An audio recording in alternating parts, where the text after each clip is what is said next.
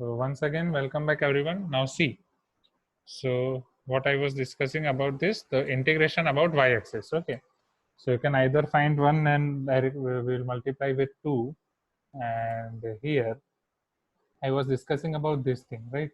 So we have to convert this x in terms of y. So here x minus 1 whole square, right? X minus 1 will, if it will square will go to that side, it will become plus or minus root y. Now the question is, here our y will be, we have to take plus root y or minus root y. So see over here, this is x equal to 1 plus or minus root y. Okay, so since my x belong to 0 to 1 only, it cannot be 1 plus root y, right? So I have to take x is equal to 1 minus root y only. Are you getting my point? So here my g of y can be x equal to 1 minus root y. So total area will be 2 times. Mode also I have to take, but I will take this directly, 1 minus root y. Y equal to c to d, so y equal to 1 by 4 to 1 dy. So here this 2 will remain as it is. Integration of 1 is y to the power half, half plus 1, 3 by 2 divided by 3 by 2, 1 by 4 to 1. So this will be 2 y minus 2 times y to the power 3 by 2 by 3, here 1 by 4 to 1. Now if I put 1, so this will become 1 minus 2 times 1 by 3. Okay. Minus if I put 1 by 4, it is 1 by 4 minus 2 by 3. So 1 by 4 to the power half, it is 1 half, and 1 half cube. So it is 1 by 8, isn't it? So 2 4s are 8. Here it will become 3 into 1 3, 3 minus 2 1 by 3, minus 1 by 4 minus 1 by 12, right? So this is also 3 minus 1, that is 2, divided by 4 3s are 12, that is 1 by 6. Now 1 by 3 minus 1 by 6 is 1 by 6 only, so it is 1 by 3. तो x axis से क्या आ रहा है answer?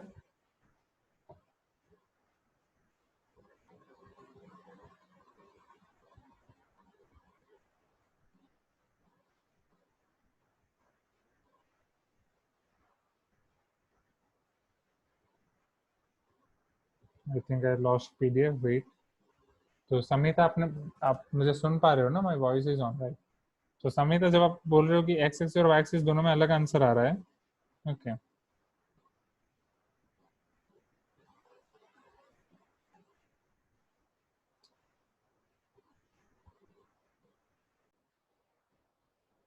One by three ही आ रहा है, ओके. हाँ, तो सेम आ रहा है ना, तो डाउट क्लियर. ओके, सो एक्स एक्सिस और वाई एक्सिस हम दोनों तरीके से कर सकते हैं. तो यहाँ पे गलती हुई होगी शायद, plus root Y minus root Y में. ओके, ये इंपॉर्टेंट है. यहाँ पे शायद गलती हुई होगी. ठीक है, कि यहाँ पे कौन सा लेना है, इजंट इट? हाँ, साइन में ही शायद हुई होगी. चलो ठीक है.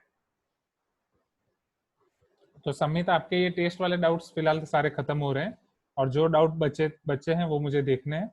तो समित, अब आपके जितने भी डाउट्स मुझे देखने हैं, बस आप मुझे वो भेज देना, तो वो मैं देख लूंगा, या मैं खुद भी देख लूंगा, नो इश्यू.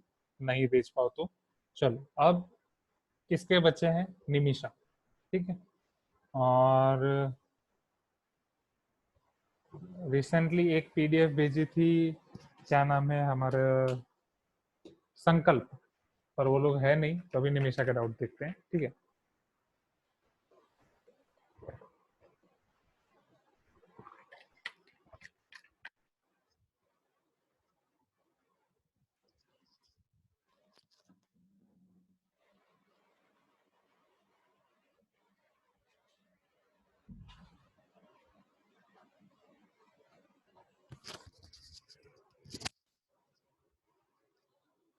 चलो, एनटीए की ऐप में, एक मिनट, एक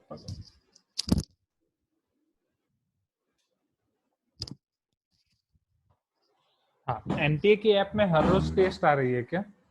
right, we are getting test, new test every day NTA की ऐप में. ठीक है, ऐसा मुझे पता चला. हाँ, ओके ओके.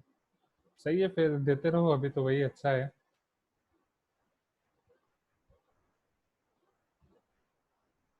क्योंकि अभी वो लोग इतने टेस्ट दे रहे हैं तो।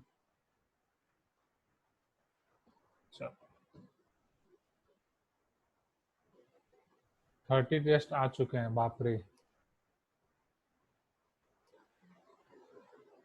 Okay.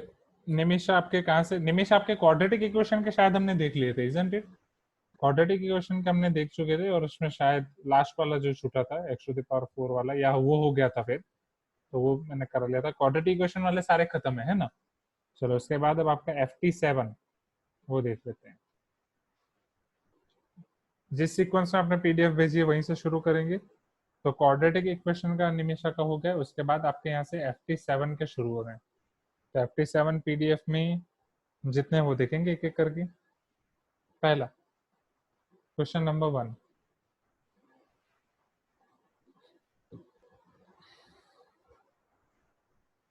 let capital N be a positive multiple of phi. Okay, capital N is your positive multiple of phi.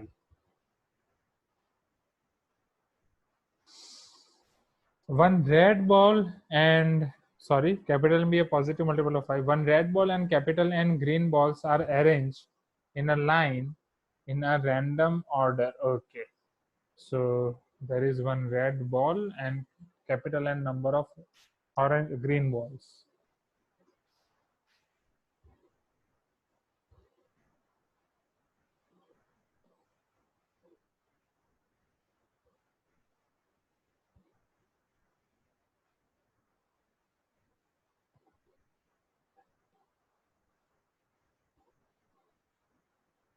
One red ball and capital N number of green balls are arranged in a line in random order.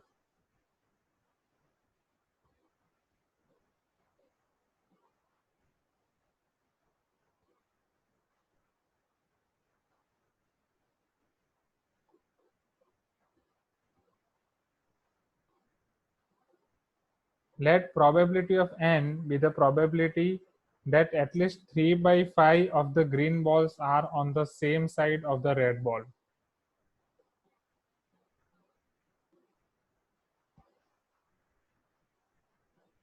Probability that, wait, probability of n be the probability that at least 3/5 of the green balls are on the same side of red ball.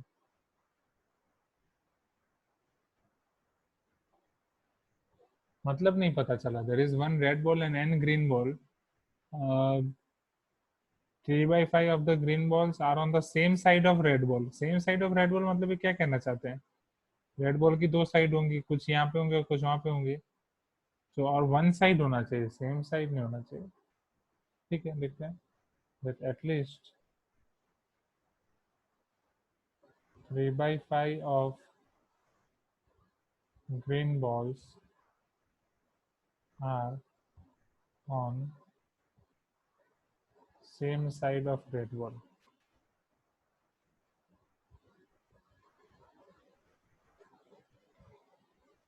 ठीक है, चलो, no issue. Observe that probability of phi equal to 1. Okay, अच्छा।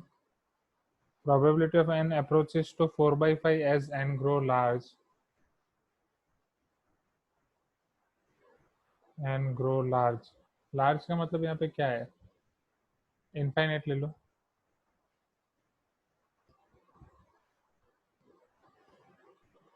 What is the sum of digits of the least value of n?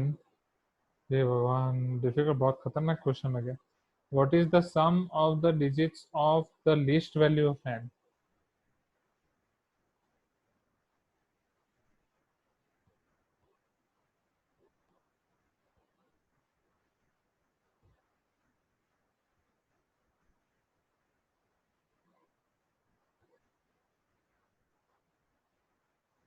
Such that probability of n is less than 32 factorial by 400.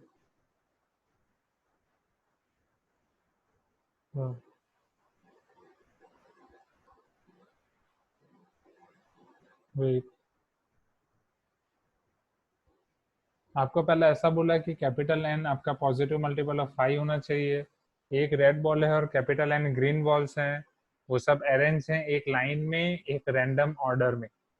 Probability of n is probability of at least 3 by 5 of green balls are on same side, that at least 3 by 5 of green balls are on same side of red ball. That means probability of 5 means at least 3 by 5 of green balls. So one green ball is on same side of red ball. Same side का मतलब क्या है? मतलब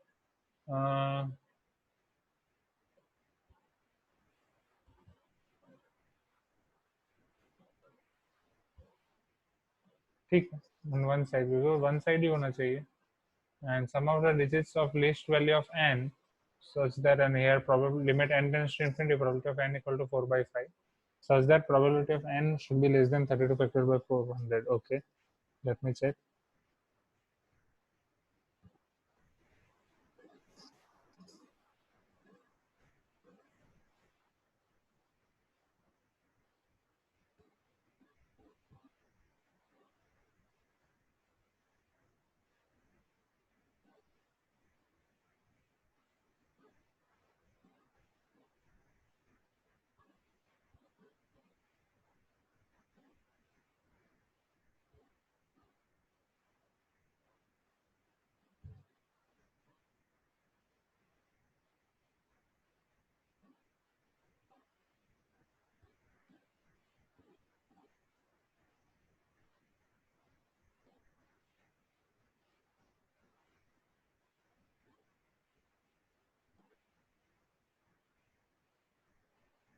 ठीक है, चलो समझते हैं. उसमें आपका जो सॉल्यूशन दिया है अगर उसकी बेस से हम प्रोसीड करें तो समझना आपको सॉल्यू, क्योंकि मुझे यहाँ पे एक वर्ड से मुझे थोड़ा क्वेश्चन मार्क लग रहा है. ठीक है, तो देखते हैं. देखो अब आपको जो सॉल्यूशन दिया है, according to that solution, if small n is equal to capital N by 5,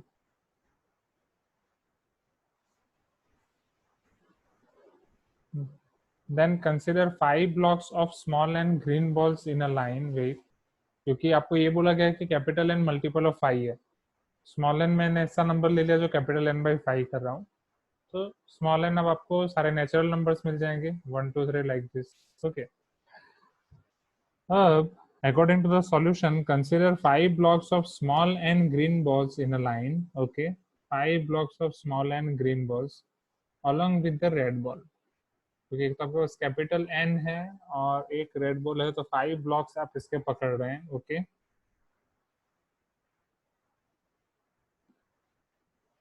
shuffling the line is equivalent to choosing one of the capital N plus 1 position between the green balls to insert the red ball. Okay, so one red ball and multiple of 5 number of green balls are arranged in a line in random order. Okay, तो अब मुझे अगर multiple of 5 लेने हैं, that means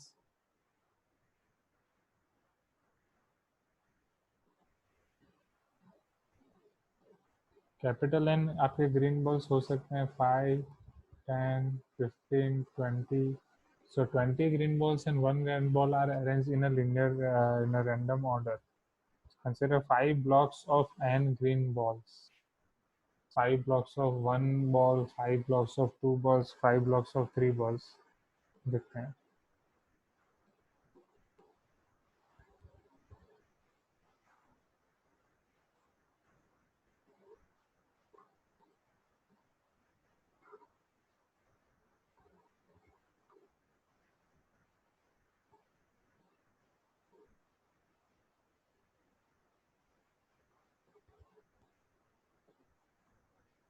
तो कोई भी एक एग्जांपल ले सकते हैं. यहाँ पे अपने 5 ब्लॉक लिए हैं, हर एक ब्लॉक में n बॉल्स हैं. Either this blocks can be 1 ball 2 ball 3 ball 4 ball 5 ball.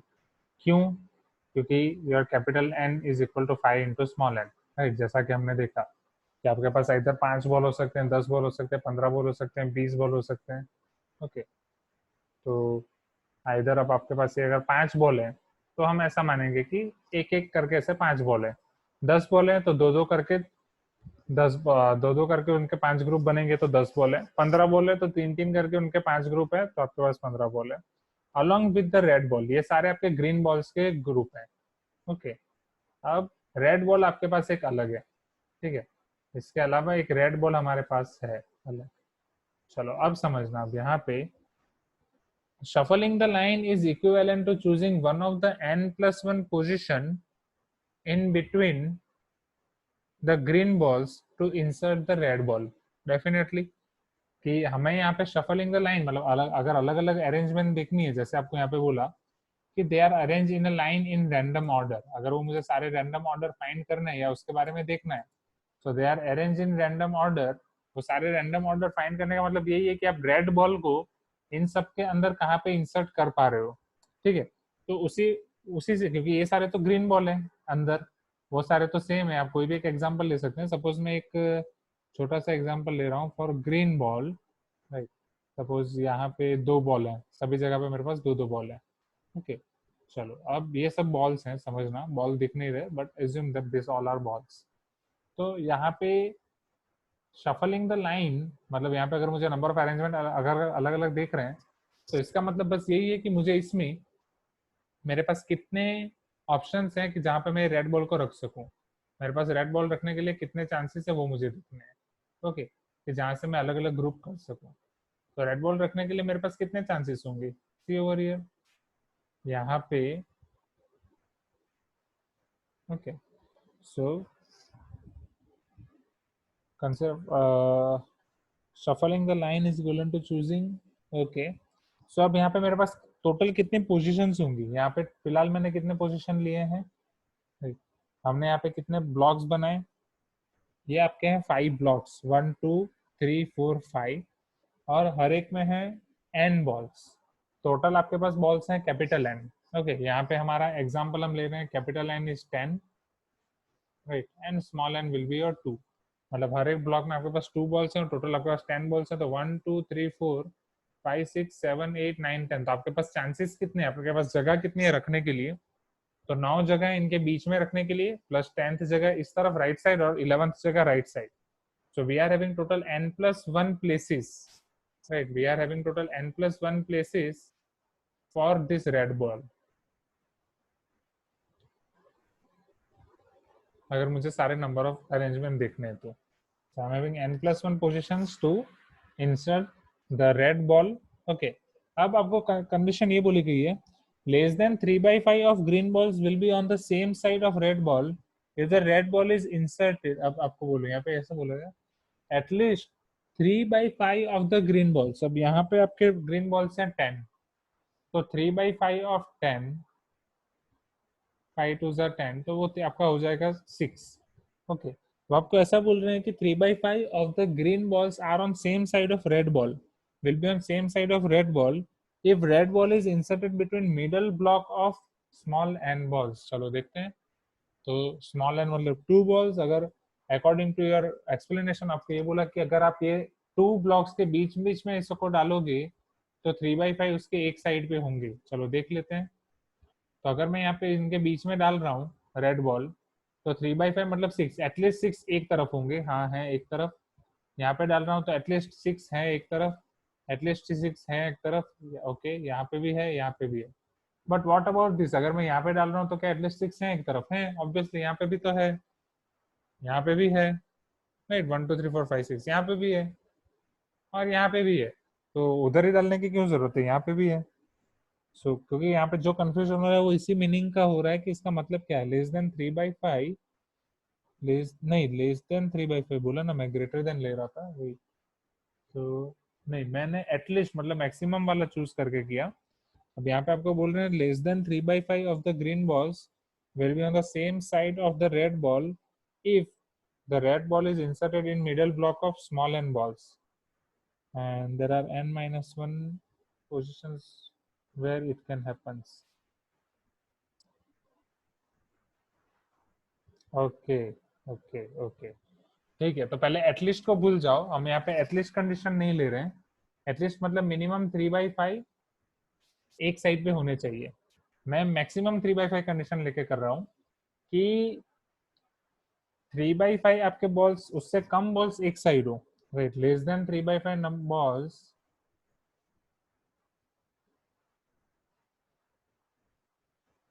should be on same side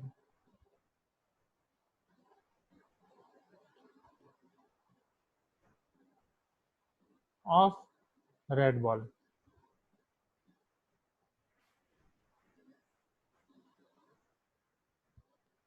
6 से कम एक साइड पे होने चाहिए, तो यहाँ पे इंसर्ट कर रहे हो बीच में, तो यहाँ पे एक है, इसका मतलब क्या है? ठीक है, यह मुझे देखना पड़ेगा फ्रेंड्स, क्योंकि यहाँ पे इसी में डाउट हो रहा है कि should be on same side का मतलब क्या है? इधर 1 2 3 1 2 3 4 5 1 2 1 2 3 4 5 6 7। चलो ठीक है, यहाँ पे कंफ्यूजन हो रहा है, ये मुझे देखना पड़ेगा ये भी। चलो ठीक है,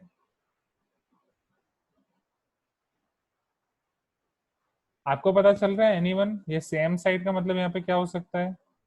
what they are asking? Nimisha, Samita, Anshika?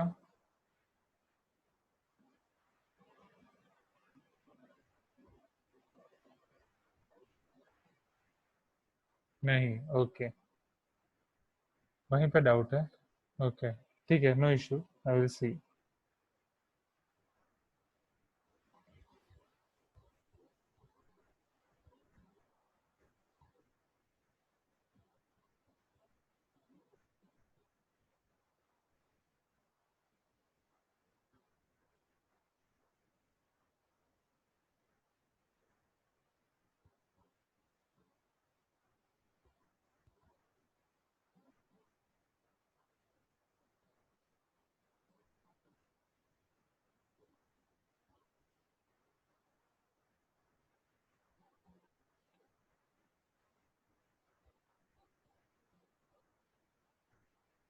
Solution of differential equation, this is your question number 3। तो ये भी हमारा एक पूरा क्वेश्चन मार्क में जाएगा, will see. Solution of differential equation y double dash minus 2y dash equal to 0 which passes through the point x equal to 1 y equal to 1। Okay, चलो find करते हैं। तो आपको यहाँ पे जो डिफरेंशियल इक्वेशन दी गई है, right, that is your y into Y double dash minus 2y dash equal to 0। Okay, चलो यहाँ पे अगर हम सिंप्लीफाई करें, तो पहले मुझे ये बताओ डिफरेंशियल इक्वेशन में आप कितनी टाइप्स पढ़े हो? ठीक है, डिफरेंशियल इक्वेशन में आप कितनी कितनी टाइप्स पढ़े हो? ओके, वेट वेट वेट, समय तक चलो सर की सेम साइड का, कि सेम साइड का मतलब समझ आ रहा है क्या हमें? ओके सर, नहीं समिता वो पता नहीं चल रहा है सेम साइड का मतलब क्या है, वो मैं देखूंगा, अगर कुछ पता चले तो ढूंढना तो पड़ेगा ही, एक दिन पूरा निकालना है। चलो, अब मुझे ये बता, डिफरेंशियल इक्वेशन के लिए स्टूडेंट्स आप कौन कौन से मेथड पढ़े हो डिफरेंशियल इक्वेशन में? सबसे पहले एक सेपरेबल वेरिएबल पढ़े होगे, राइट। सेपरेबल वेरिएबल मीन्स आपके पास फॉर्म होगा dx/x equal to dy/y। Okay, फिर आपका फेवरेट लीनियर डिफरेंशियल इक्वेशन जिससे आप लिखते थे dy/dx plus p of X Y equal to q of X, isn't it? और कोई पढ़े हो? होमोजीनियस, होमोजीनियस भी पढ़े हो? ओके, सो यहाँ एग्जैक्टली सेपरेबल वेरिएबल में सेपरेबल वेरिएबल पढ़े हो ना, that dx by form of x is equal to dy by form of y। Okay, और दोनों फॉर्म अलग होंगे तो इसे आप g भी बोल सकते हैं। ओके, g ऑफ y और होमोजीनियस। ओके, ये तीन पढ़े हो बस। होमोजीनियस में आपका क्या होता है? dy by dx will be equal to, आपकी पावर मतलब सेम होगी, ऊपर भी और नीचे भी। Okay, so I can say here f of xy by g of xy। आप x to the power n common निकालोगे तो ये पूरा y बाई एक्स में कन्वर्ट हो जाएगा, isn't it? फिर y बाई एक्स को आप v मान के कर सकते हो, यही करते थे ना होमोजेनियस में। Please give me some response. Okay, चलो अब ये आपका कैसा केस है समझना, y double dash minus 2y dash equal to 0।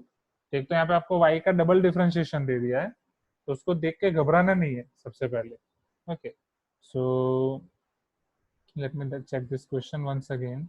तो हमें ये पता है, राइट। अब देखो मैं इसको यहाँ पे कैसे लिख सकता हूँ। So wait, I think I have lost this PDF.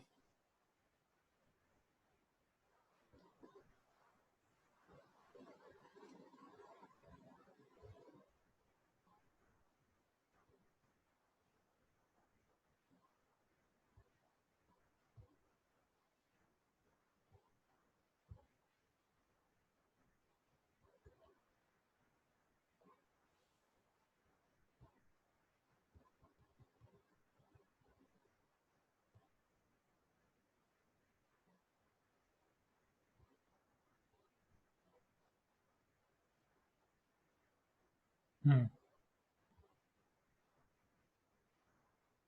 हाँ। अब समझो यहाँ पे क्या मैं ऐसे लिख सकता हूँ, Y Y double dash minus two Y dash equal to zero. तो ये आपका Y Y double dash equal to two Y dash हो जाएगा।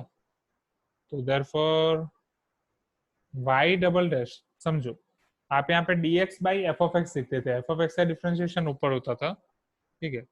तो Y double dash divide by Y dash equal to two by Y, ठीक है। But ये Y dash का डिफरेंशियल ऊपर है, तो यहाँ पे हमारे पास वाई डैश होना चाहिए। यहाँ पे अगर वाई डैश है तो हम इजीली कर सकते हैं, ठीक है। तो Y Y dash equal to two Y dash square आपको देना चाहिए क्वेश्चन में। अगर वो स्क्वायर है तो हम वो वहाँ से ये रूल अप्लाई कर सकते हैं। हाँ, आपको बस दिया है Y Y double dash minus two Y dash equal to zero. According to the solution you require this, ठीक।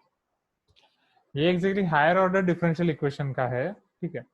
तो जिस तरीके से आपको सॉल्यूशन में दिया है, अकॉर्डिंग टू सॉल्यूशन या this should be Y dash, तो this should be your Y dash square, क्योंकि तभी हम इसे ऐसे सेपरेट कर सकते हैं, राइट।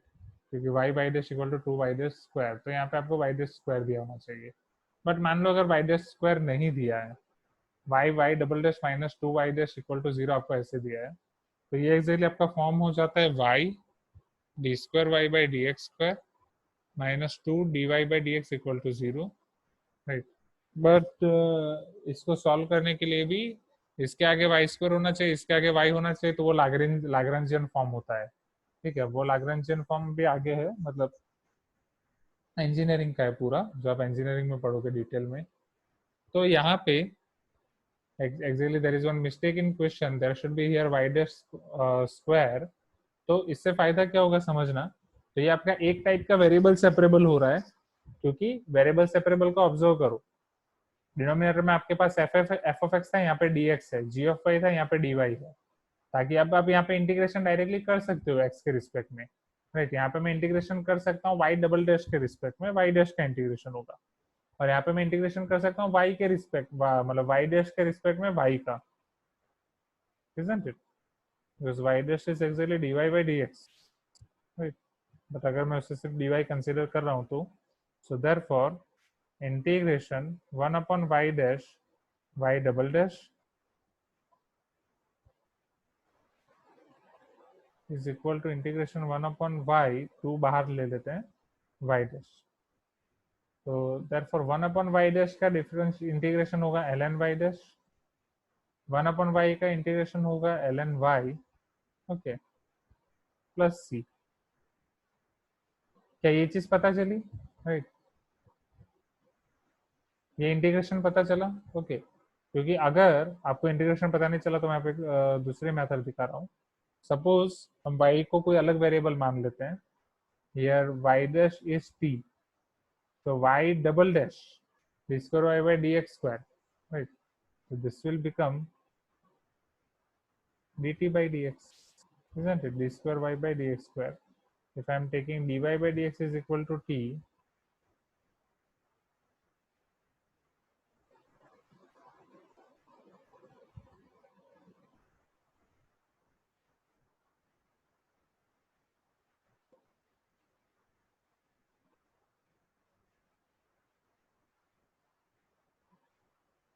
दिक्कत dx का है, तो integration one upon Y dash one upon T, और वाई डबल डैश को मैं लिख सकता हूँ डी टी, या हाँ, यस यस यस, अगर मैं वाई डैश को ले रहा हूँ टी,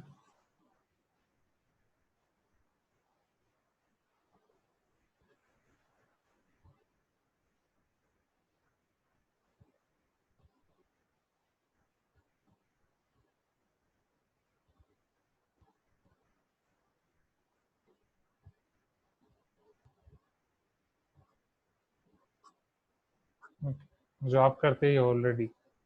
सो एग्जैक्टली यहाँ पे वाई डैश का मतलब ये है, इसीलिए वो डायरेक्ट डिफरेंशिएशन इंटीग्रेशन पॉसिबल है। Y dash exactly D square by D X square ही होना चाहिए, ठीक है। But this is the real reason कि जिसकी वजह से हम यहाँ पे वाई डैश को डी टी रख सकते हो, क्योंकि तभी वो हो पाएगा। 1 Y dash is T, so Y double dash is D T. Okay,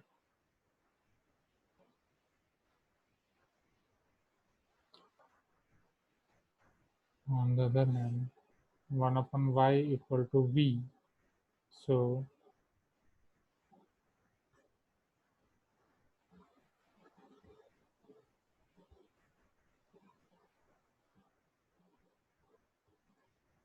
y dash dv equal to dy by dx।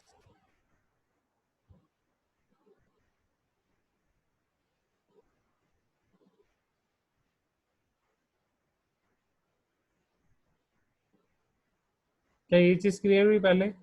1/y dash का integration L N Y dash और 1/y का integration L N Y,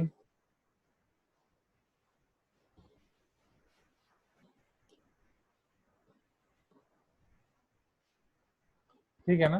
okay, क्योंकि इसका integration Y dash के respect में होगा, जैसे हम वो dx के रिस्पेक्ट में करते थे, ठीक है। यहाँ पे कुछ गड़बड़ी है, तो इसे हम डिलीट ही कर देंगे।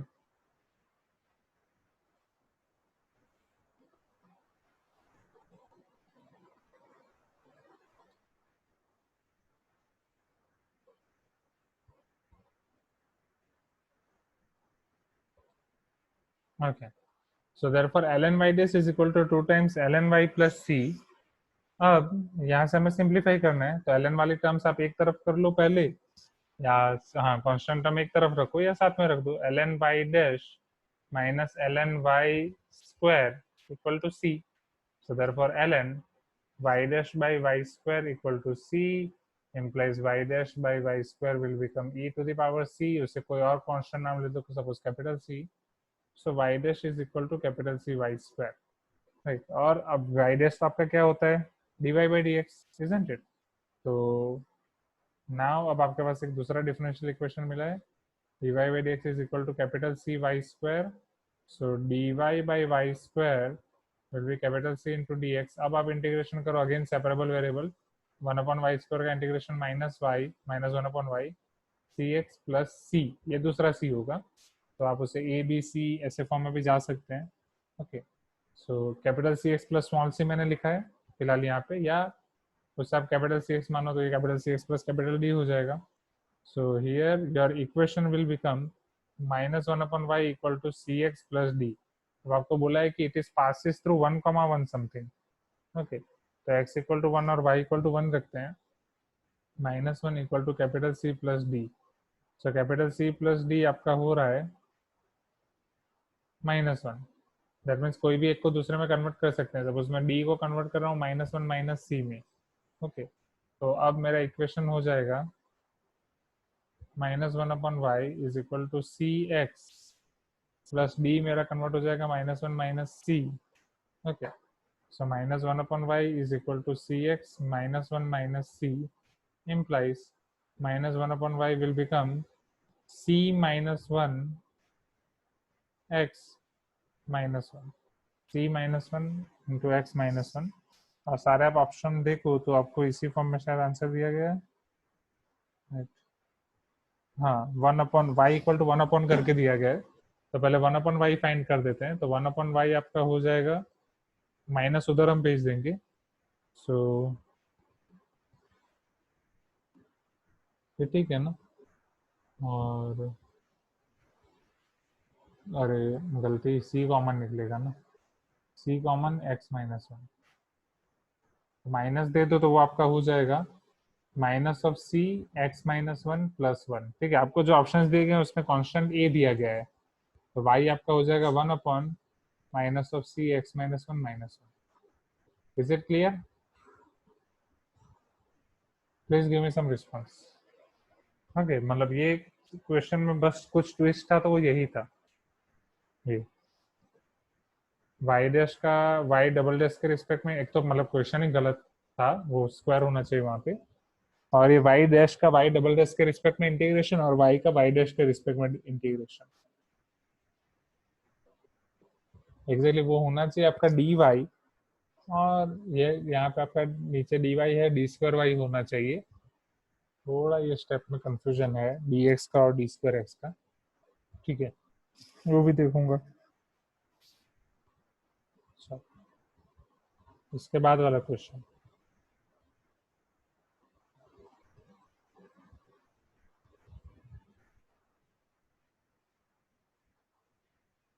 If a bar, b bar, c bar are three vectors having magnitude 1, 2, and 3 respectively, a bar cross c bar plus b bar equal to 0 bar, then the acute angle between a bar and c bar वो हमें find करना है next question में, देखेंगे। तो वो एक देख लेते हैं पहले फटाफट।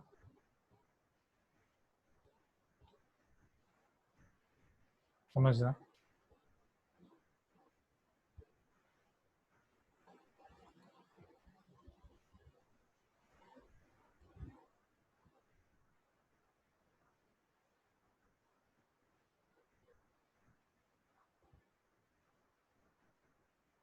If A bar B bar and C bar are three vectors, ये आपके तीन वेक्टर्स हैं, having magnitude 1, 2 and 2 respectively.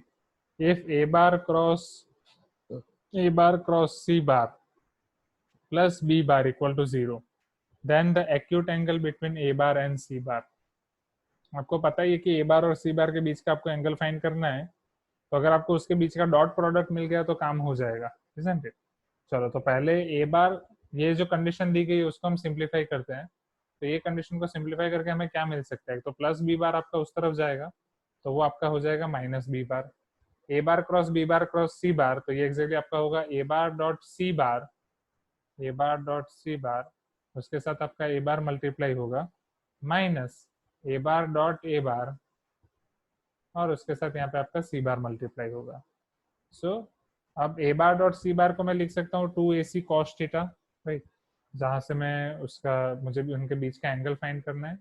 So this is 2 magnitude of A magnitude of C, direct रख दूँ, magnitude of A is 1 magnitude of C is 2, और cos theta उनके बीच का angle है जो मुझे फाइंड करना है। ए बार यहाँ पे as it is minus A bar dot A bar mod A bar square हो जाएगा, which is 1 square, C bar as it is equal to minus B bar. Are you getting my point? यही होगा ना, right? सो यहाँ पे मुझे मिलेगा 2 2 4 cos theta A bar minus C bar equal to minus B bar. चलो, अब मैं यहाँ पे क्या कर सकता हूँ, क्या मैं यहाँ पे दोनों जगह यही होगा ना, ए बार डॉट सी बार, ओके, ये 2 एक्स्ट्रा आ गया, so 1 into 2 cos theta, 2 cos theta A bar minus C bar. ठीक है, अब मैं क्या यहाँ पे डायरेक्ट वैल्यू तो कुछ नहीं रख सकता, क्योंकि ए बार सी बार और बी बार के बारे में मुझे कुछ पता नहीं है, मुझे बस उनके मैग्नीट्यूड पता है। तो मैग्नीट्यूड का यूज करने के लिए क्या मैं दोनों जगह स्क्वायर कर सकता हूँ? दोनों जगह स्क्वायर एग्जैक्टली डॉट प्रोडक्ट होता है वहां पे, right, 2 cos theta A bar minus C bar, उसके साथ उसी का डॉट प्रोडक्ट, और यहाँ पे B bar dot B bar. Okay, तो अगर मैं दोनों जगह होल स्क्वायर कर रहा हूँ, so this will be your 2 cos theta A bar minus C bar whole square is equal to minus B bar whole square. अब एक्जैक्टली उस वेक्टर का स्क्वायर नहीं होता है minus B bar whole square, इसका मतलब ये है कि यहाँ पे हम कर